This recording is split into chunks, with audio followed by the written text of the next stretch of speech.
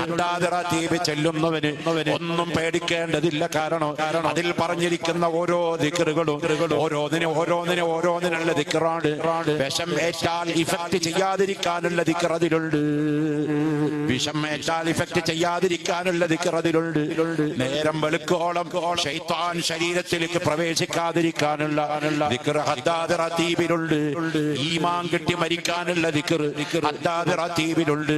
ഹബീബായ തങ്ങൾ പറഞ്ഞില്ലേ, കലിമത്താനി ഖഫീഫത്താനി അലൽ ലിസാൻ സഖീലത്താനി ഫിൽ മീസാൻ ഹബീബത്താനി ഇലർ റഹ്മാൻ സുബ്ഹാനല്ലാഹി വബിഹംദിഹി സുബ്ഹാനല്ലാഹിൽ അസീം.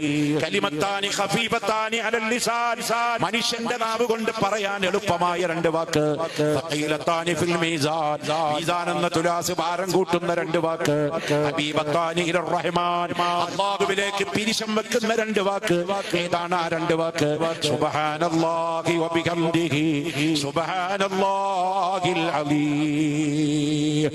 അബ്ദുല്ലാഹി ഇബ്നുൽ അലവി അൽ ഹദ്ദാദ് തങ്ങള് അത് ഹദ്ദാദ് റതീബിൽ കൊണ്ടുവന്നു. ഇനി ആ റതീബിലുള്ള വേറൊരു ദിക്റാണ് അഊദു ബികലിമാത്തില്ലാഹി താമ്മാത്തി മിൻ ശർരി മാ ഖലഖ്. ഈ ദിക്ർ ചൊല്ലിയാൽ 3 വട്ടം നിങ്ങൾ മുടങ്ങാതെ ഇടതടവില്ലാതെ ഉറങ്ങുന്നതിന് മുമ്പ് 3 വട്ടം ഇത് നിങ്ങൾ ചൊല്ലിയാൽ നിങ്ങളുടെ ശരീരത്തിലേക്ക് പിശാച് കയറില്ല.